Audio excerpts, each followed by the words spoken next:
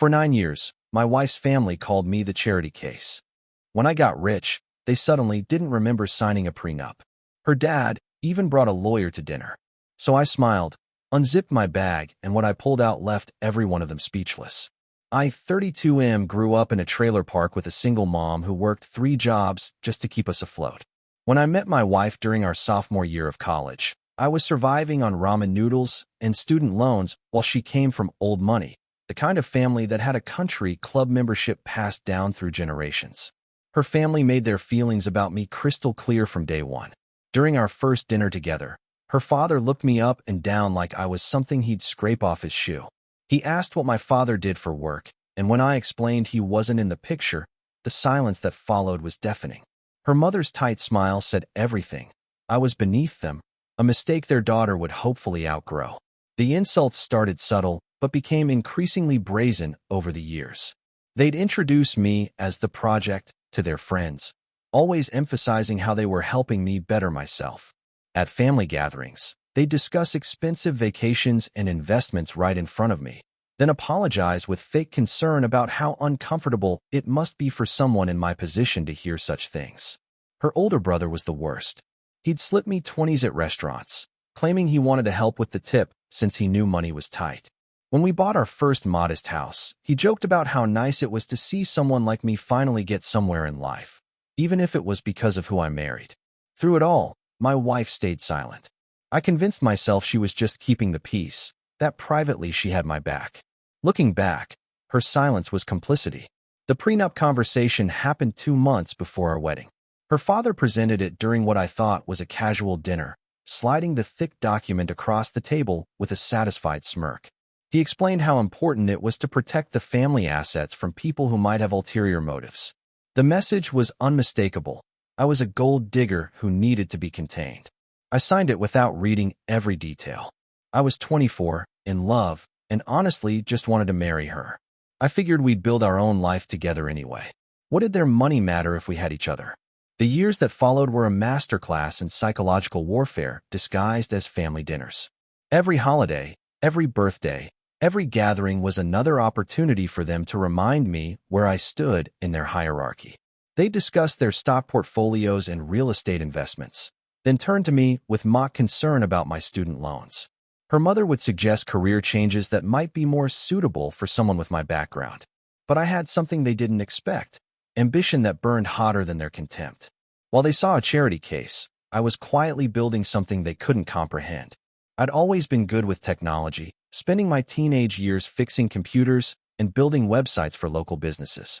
During the early years of our marriage, while working my day job, I spent nights developing a software solution for small businesses struggling with inventory management. The breakthrough came 3 years ago when a major retailer noticed my platform and wanted to license the technology. What started as weekend side work suddenly became a multi-million-dollar acquisition offer. I kept quiet about it, even from my wife, while lawyers worked through the details. The money changed everything, but I didn't let it show.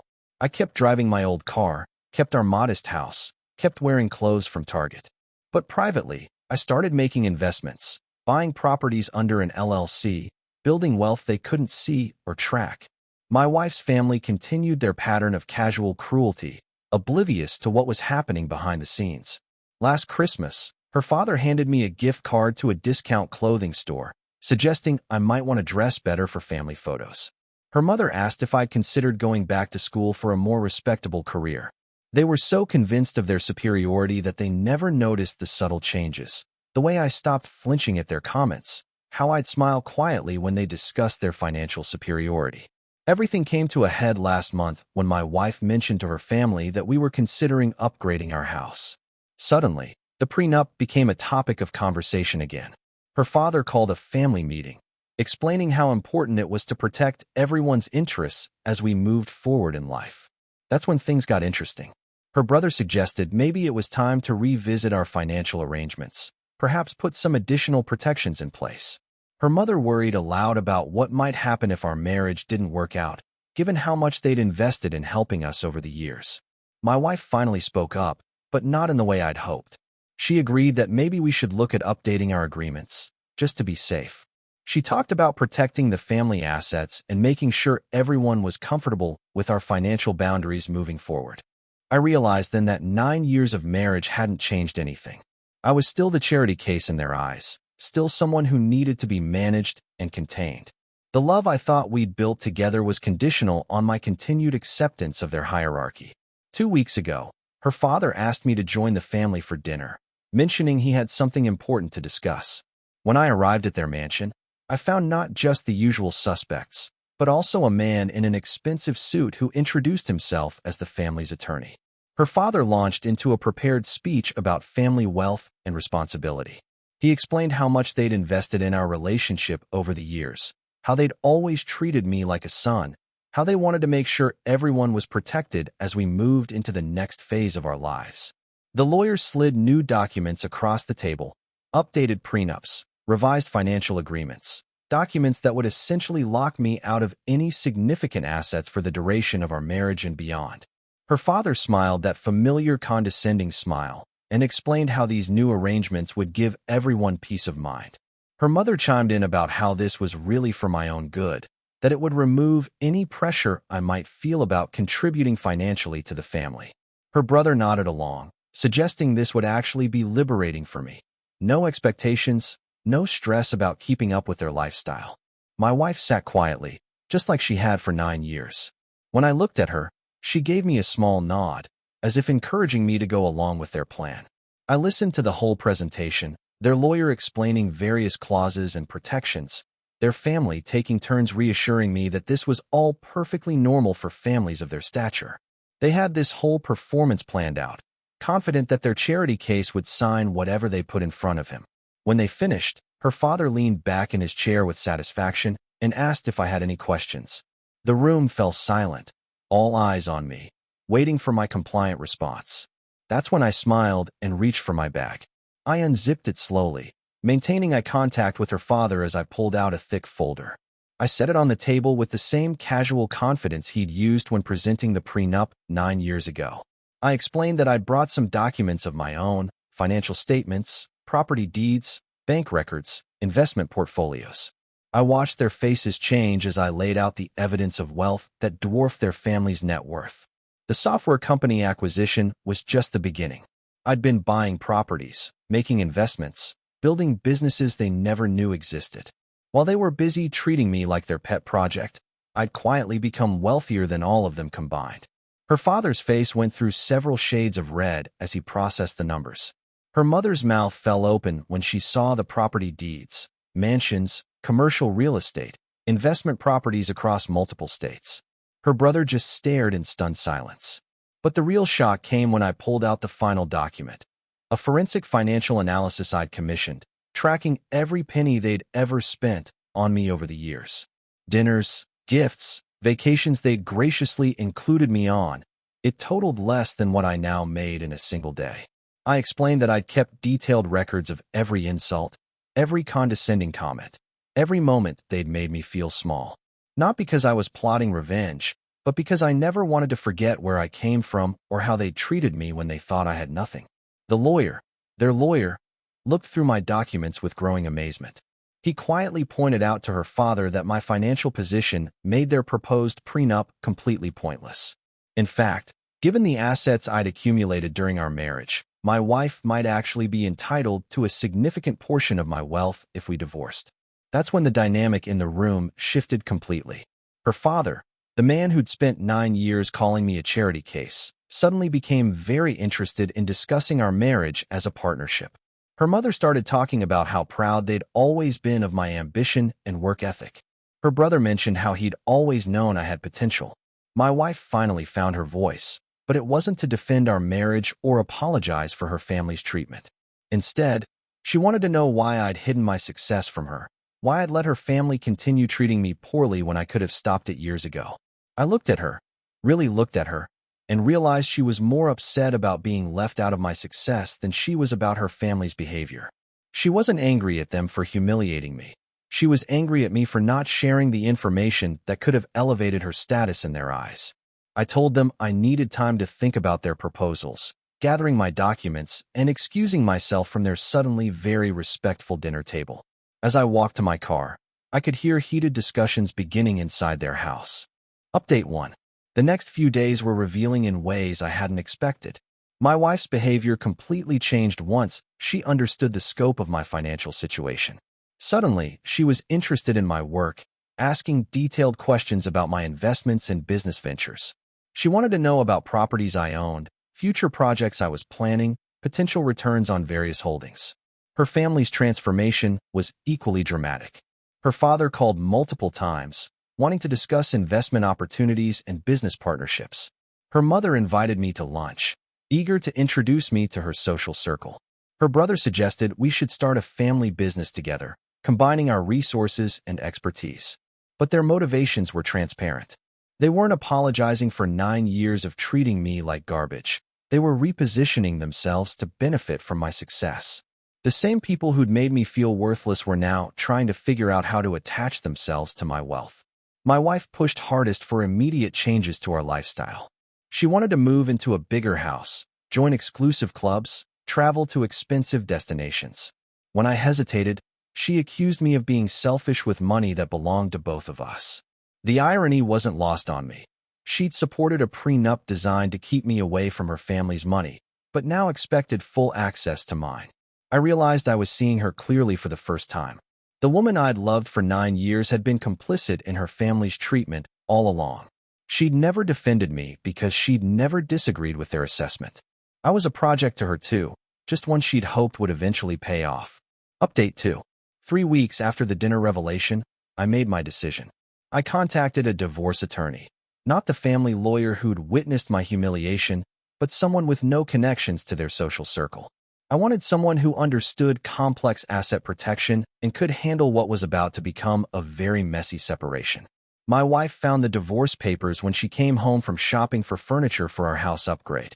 She'd spent the day looking at expensive pieces, planning renovations, assuming my money would fund her new lifestyle. The papers were my answer to her assumptions. Her reaction was explosive. She accused me of trapping her, of being manipulative and secretive. She claimed I'd married her under false pretenses, that I'd hidden my potential wealth and success. The entitlement was staggering. She felt deceived because I hadn't telegraphed my future earning potential during our courtship.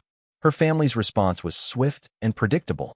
Her father immediately called, not to apologize or make amends, but to discuss settlement negotiations. He wanted to understand my intentions, to find out what I was planning to offer his daughter in the divorce. When I explained that she'd have to settle for whatever the prenup entitled her to, the conversation became heated. The prenup they'd insisted on, the document that was supposed to protect their assets from someone like me, had some interesting clauses. It protected premarital assets and inheritance, but it also limited spousal support and property division.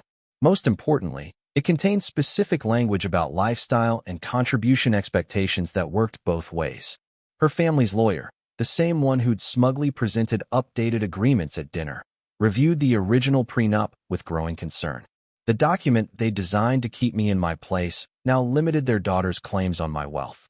The irony was poetic. My wife hired her own attorney, someone recommended by her father's connections.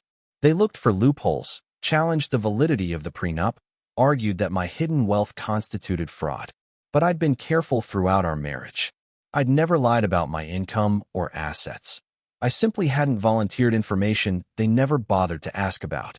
The discovery process became a masterclass in family dysfunction. Her attorney demanded detailed financial records, tax returns, business documents. Every filing revealed just how much wealth I'd accumulated while they'd been busy treating me like their charity case. Her family tried multiple approaches to pressure me into a more generous settlement. Her father offered business partnerships. Her mother promised social connections. Her brother suggested we could all benefit from working together. When those tactics failed, they switched to guilt and manipulation, claiming they'd always loved me like family and couldn't understand why I was being so vindictive. Update 3. The divorce proceedings took 8 months, during which my wife's family's true nature became impossible to ignore. They hired investigators to dig into my background, looking for anything they could use against me. They challenged every business decision I'd made, every investment I'd chosen, trying to prove I'd somehow stolen or manipulated my way to wealth. The investigations backfired spectacularly. Instead of finding dirt on me, they uncovered evidence of their own questionable financial dealings. Her father's business had some tax irregularities.